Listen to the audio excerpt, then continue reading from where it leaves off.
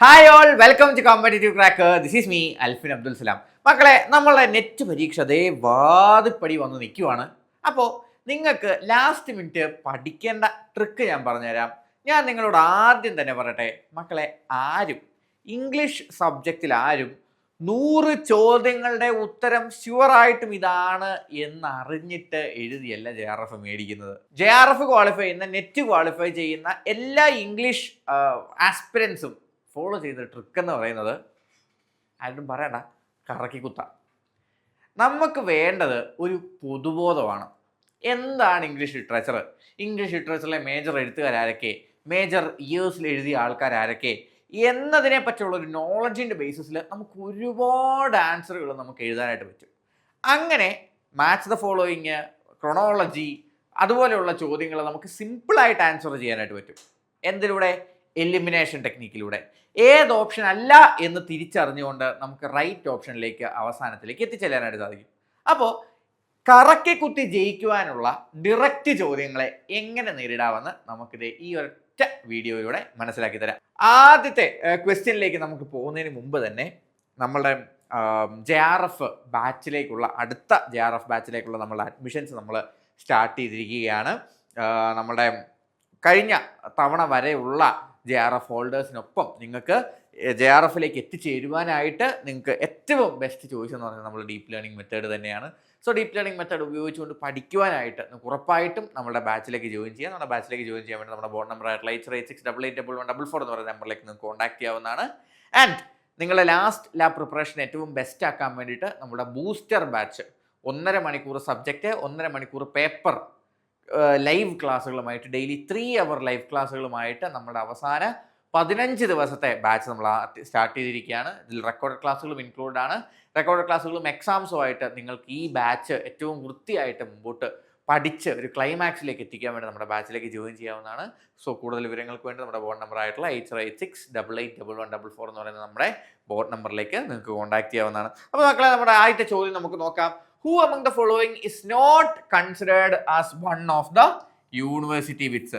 University wits ആയിട്ട് ഇതിൽ consider ചെയ്യാത്തത് ആരാണ് ഇതിൽ യൂണിവേഴ്സിറ്റി വിറ്റ് അല്ലാത്തത് എന്നുള്ളതാണ് നമ്മളോട് ചോദിച്ചേക്കുന്ന ചോദ്യം.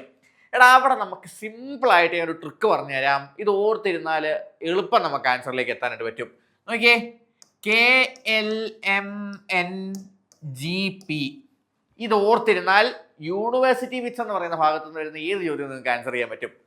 K for Kyd, L for Lyly, M for Marlowe, N for Nashe, G for Greene, P for Peele. അല്ലേ? Thomas Kyd, Lyly, Marlowe, Nashe, Greene, Peele. ഇതിൽ തോമസ് കിഡ് മാത്രമാണ് യൂണിവേഴ്സിറ്റിയിൽ പഠിക്കാത്ത ആള്, യൂണിവേഴ്സിറ്റി എഡ്യൂക്കേറ്റഡ് അല്ലാത്ത ആൾ. ഏതെങ്കിലും യൂണിവേഴ്സിറ്റി വിറ്റ്സിനൊപ്പം തന്നെ പേര് കേട്ടിട്ടുള്ള ആൾക്കാരാണ്. കാംബ്രിഡ്ജ്, ഓക്സ്ഫോർഡ് യൂണിവേഴ്സിറ്റികൾ പഠിച്ച ആൾക്കാരാണ് നമ്മളെന്ന് വിളിക്കുന്നത് യൂണിവേഴ്സിറ്റി വിറ്റ്സ് എന്ന് വിളിക്കുന്നത്. ഇവരായിരുന്നു ഷേക്സ്പിയറിന് ഏറ്റവും വലിയ എന്ന് പറയുന്നത് റൈവൽസ് എന്ന് പറയുന്നത്. നമുക്കറിയാം, മാർലോ ആയിരുന്നു ഷേക്സ്പിയറിന് ഏറ്റവും വലിയ റൈവൽ എന്ന് പറയാൻ പറ്റുന്നത്, അല്ലെങ്കിൽ കോണ്ടംപററിയിൽ ഏറ്റവും കൂടുതൽ ചലഞ്ചിങ് ആയിട്ടുള്ള ആൾ എന്ന് പറയുന്നത്. ഈ യൂണിവേഴ്സിറ്റി വിറ്റ്സ് അല്ലാത്ത ആളാരാണെന്നുള്ളത് നമുക്ക് ഇവിടുന്ന് സിമ്പിളായിട്ട് ഓർത്ത് കണ്ടുപിടിക്കത്തില്ലേ? ഈ KLMNGP എന്ന് പറയുന്നൊരു കോഡ് മാത്രം ഓർത്തിരുന്നാൽ മതി. യൂണിവേഴ്സിറ്റി വിറ്റ്സിനെ സിമ്പിളായിട്ട് ആൻസർ ചെയ്യാൻ പറ്റും. ഇവിടെ നമ്മുടെ കയ്യിൽ നീലുണ്ട്, ലില്ലി ഉണ്ട്, നാഷ് ഉണ്ട്, ഗ്രീൻ ഉണ്ട്. അപ്പം ഇതിൻ്റെ അകത്ത് യൂണിവേഴ്സിറ്റി വിറ്റ് അല്ലാത്തത് ആര് മാത്രമേ ഉള്ളൂ? തോമസ് ഹേവ്ഡ് മാത്രമേ ഉള്ളൂ. ഒരുപക്ഷെ നിങ്ങൾക്ക് ഈ കോഡ് അറിയില്ലെങ്കിൽ, നിങ്ങൾ നോക്കിയില്ലെങ്കിൽ നിങ്ങൾക്ക് സിമ്പിളായിട്ട് ഈ ആൻസറിലേക്ക് എത്താൻ ബുദ്ധിമുട്ടുണ്ടാകും. പക്ഷേ ഈ ചെറിയൊരു കോഡ് പഠിച്ചു കഴിഞ്ഞാൽ നമുക്ക് ഡയറക്റ്റ്ലി എന്ത് ചെയ്യാം? ഈ 3 ഓപ്ഷനെയും എലിമിനേറ്റ് ചെയ്ത് കളയാം. അവിടെ നിന്ന് നമുക്ക് ഡയറക്റ്റ് എന്ത് ആൻസറിലേക്ക് എത്താൻ പറ്റും? ഓപ്ഷൻ ഡിയിലേക്ക് എത്താനായിട്ട് പറ്റും. നമ്മളതിന് എന്ത് ചെയ്താൽ മാത്രം മതി? ആ ചെറിയൊരു കോഡ് പഠിച്ചു വെച്ചാൽ മതി. ഇങ്ങനെ കോഡുകളിലൂടെ നമുക്ക് മിക്ക കാര്യങ്ങളെയും മനസ്സിലാക്കി വെക്കാം. ഓക്കെ, അപ്പോൾ നമുക്ക് അടുത്ത ക്വസ്റ്റ്യനിലേക്ക് നോക്കിയാലോ മക്കളെ? നെക്സ്റ്റ് ക്വസ്റ്റ്യൻ എന്താണ്? Who among the following is not a lake poet? ഇതും നമുക്ക് ഇതേപോലെ, ഇത് പക്ഷേ ഓർത്തിരിക്കുക എന്ന് പറയുന്നത് വളരെ ഇമ്പോർട്ടൻ്റ് ആണ്. കാരണം റൊമാൻറ്റിക് പോയറ്റ്സിലെ ഗ്രൂപ്പ് ഓഫ് പോയറ്റ്സിൽ വളരെ ഇമ്പോർട്ടൻ്റ് ആയിട്ടുള്ള എഴുത്തുകാരാണ് ആര്? ലേക്ക് പോയറ്റ്സ് എന്ന് പറയുന്നത്. ഈ ലേക്ക് പോയറ്റ്സിൻ്റെ പ്രത്യേകത എന്ന് പറഞ്ഞു കഴിഞ്ഞാൽ എന്താണ്? അവർ ദ ഫൗണ്ടിങ് 3 എന്ന് നമുക്ക് വേണേൽ പറയാവുന്ന റൊമാൻറ്റിക് മൂവ്മെൻറ്റിൻ്റെ ആൾക്കാരാണ് അല്ലേ? അതിൽ 2 പേർ ഉറപ്പായിട്ടുണ്ട്. ആരാണത്? ലിറിക്കൽ ബാലറ്റ്സ് എഴുതിയ വേർഡ്സ്വർത്തും കോളറിഡ്ജും. അവിടെ ബൈറണും ഉണ്ട്, സദയും ഉണ്ട്. ബൈറണും വേർഡ്സ്വർത്തും കോളറിഡ്ജും ഒരേ കാലഘട്ടത്തിലാണോ? അല്ല. ബൈറൺ എന്താണ്? ബൈറൺ ലേറ്റ് റൊമാൻറ്റിക് ആണ് അല്ലേ. Southey is among the early romantics along with Wordsworth as well as Coleridge. അപ്പൊ നമുക്ക് എന്തെന്ന് മനസ്സിലാക്കാൻ സാധിക്കും? Lord Byron is option A is the right answer. പുള്ളിയാണ് ഇവിടെ എന്തല്ലാത്തുള്ളത്, ലേക്ക് പോയറ്റ് അല്ലാത്തുള്ളത്. കണ്ടോ, നമുക്ക് ഈസിലി എലിമിനേറ്റ് ചെയ്ത് നമുക്ക് ആൻസറിലേക്ക് എത്താനായിട്ട് പറ്റും. നമ്മൾ അവിടെ എന്താണ് ഉപയോഗിച്ചത്? ബാക്ക്ഗ്രൗണ്ട് നോളജ് ആണ് നമ്മൾ യൂസ് ചെയ്തത് അല്ലേ. അല്ലെ നമ്മൾ എന്ത് ചെയ്താൽ മതി, ലേറ്റ് പോയറ്റ് ആണോ ഏർലി പോയറ്റ് ആണോ എന്നൊന്നും അറിയേണ്ട ആവശ്യമില്ല. വേർഡ്സ്വർത്തിന്റെയും കോളറിഡ്ജിന്റെയും കൂടെ, വേർഡ്സ്വർത്തും കോളറിഡ്ജും സിമിലർ ടൈമിലുള്ള ആൾക്കാരാണെന്ന് നമുക്കറിയാം. അപ്പൊ നമ്മൾ ഡയറക്ട്ലി വേർഡ്സ്വർത്തിനെയും കോളറിഡ്ജിനെയും എന്ത് ചെയ്തു ക്യാൻസൽ ഔട്ട് ചെയ്ത് കളഞ്ഞു. അപ്പോൾ പിന്നെ നമ്മൾ കണ്ടുപിടിക്കേണ്ടതാണ് വേർഡ്സ്വർത്തിനും കോളറിഡ്ജിനും അടുത്തുള്ളത് ആരാണ് അല്ലെ. ഏറ്റവും അടുത്തുള്ള ആരാണ്? ഓബ്വിയസ്ലി സദയാണ് വരുന്നത്. അങ്ങനെ നമുക്ക് സദയും യൂസ് ചെയ്യാം, ബൈറനെ നമുക്ക് ക്യാൻസൽ ഔട്ട് ചെയ്ത് കളയാം. ഓക്കെ, ക്ലിയർ, വെരി സിമ്പിൾ ആണ്. Which among the following is not an Elizabethan theatre? മക്കളെ, എലിസബീത്തിയൻ തിയേറ്ററുകൾ കണ്ടോ, ഇവിടുത്തെ 3 ഓപ്ഷൻസ് നോക്കിയേ. The rose, the swan, the globe അല്ലെ. എലിസബീത്തിയൻ കാലഘട്ടത്തിലെ തിയേറ്ററുകളുടെ മേജർ നെയിമുകളെല്ലാം എന്താണ്? സിംഗിൾ ടൈറ്റിലാണ്. ദ ഗ്ലോബ് ഏറ്റവും ഫേമസ് ആയിട്ടുള്ള എലിസബീത്തിയൻ തിയേറ്റർ ആണ്. അപ്പൊ നമ്മൾ ആദ്യം ക്യാൻസൽ ഔട്ട് ചെയ്ത് കളയേണ്ടത് എന്തിനെയാണ്? നമുക്ക് ആദ്യം ക്യാൻസൽ ഔട്ട് ചെയ്ത് കളയാനായിട്ട് പറ്റുന്നത് ഓബ്വിയസ്ലി ഗ്ലോബ് തിയേറ്ററിനെയാണ് അല്ലെ. ദ സ്വാനും റോസും ഗ്ലോബിനോടൊപ്പം ഉള്ള തിയേറ്റേഴ്സ് ആണ്. ഓക്കെ, അവിടെ നമുക്ക് എന്ത് മനസ്സിലാക്കാനായിട്ട് സാധിക്കും?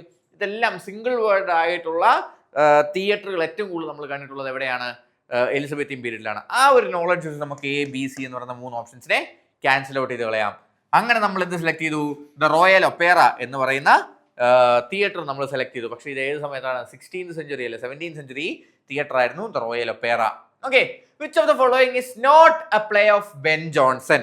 ബെൻ ജോൺസന്റെ പ്ലേ അല്ലാത്തത് ഇതിലേതാണ് എന്നുള്ളതാണ് നമ്മുടെ ചോദ്യം.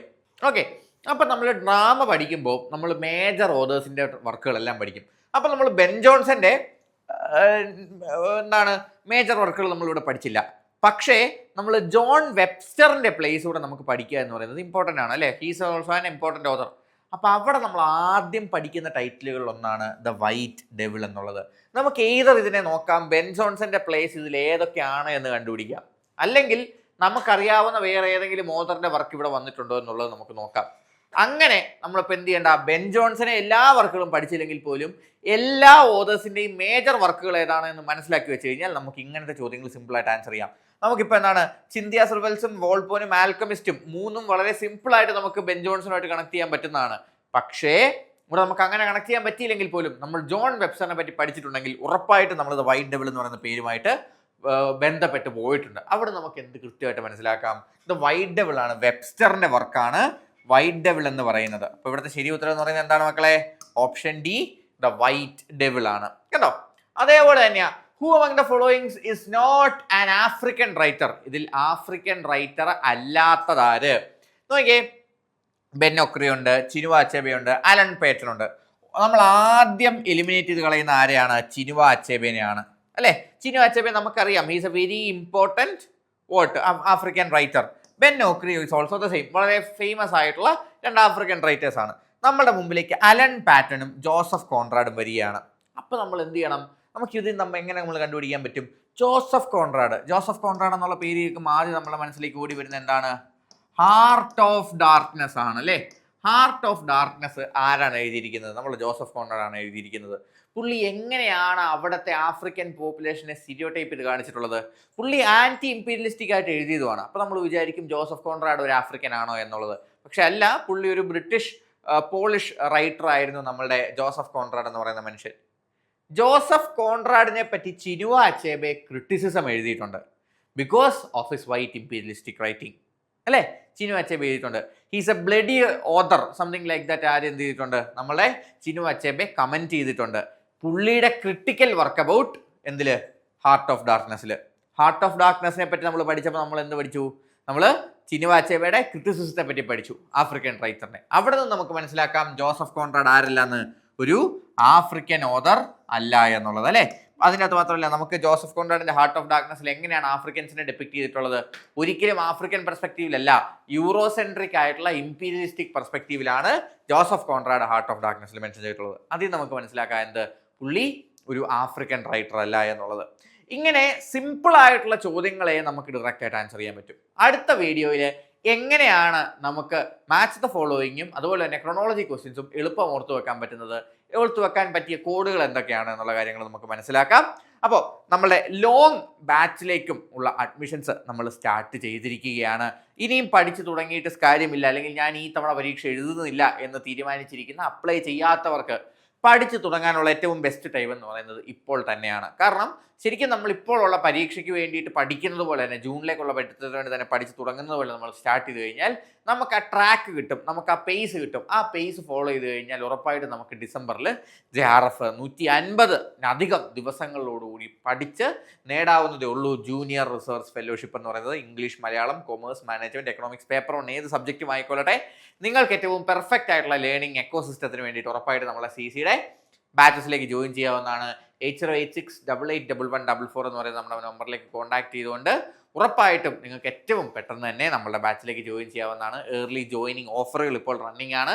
സോ ഏറ്റവും പെട്ടെന്ന് തന്നെ നമ്മുടെ കോഴ്സിലേക്ക് ജോയിൻ ചെയ്യാൻ നമ്മുടെ ബോർഡ് നമ്പറിലേക്ക് കോൺടാക്ട് ചെയ്യുക. ഹോപ്പ് നിങ്ങൾക്ക് ഈ വീഡിയോ യൂസ്ഫുൾ ആയിരുന്നു എന്ന് വിശ്വസിക്കുന്നു. സോ കൂടുതൽ ഇൻഫോർമേറ്റീവ് വീഡിയോസിന് വേണ്ടി ഉറപ്പായിട്ട് നമ്മുടെ ചാനൽ സബ്സ്ക്രൈബ് ചെയ്യുക, നിങ്ങൾ ആസ്പിരന്റ് സുഹൃത്തുക്കളിലേക്ക് ഷെയർ ചെയ്യുക. ആൻഡ് സബ്സ്ക്രൈബ് ചെയ്യുന്ന കൂട്ടത്തിൽ തന്നെ നോട്ടിഫിക്കേഷൻ എനേബിൾ ചെയ്ത് വെക്കുക, so that you don't miss out on any updates and any new learning experience that is awaiting you at our CCNet YouTube channel. So with more fun and informative videos, I'll be back. This is me, Alfin Abdul Salam, signing off. Thank you.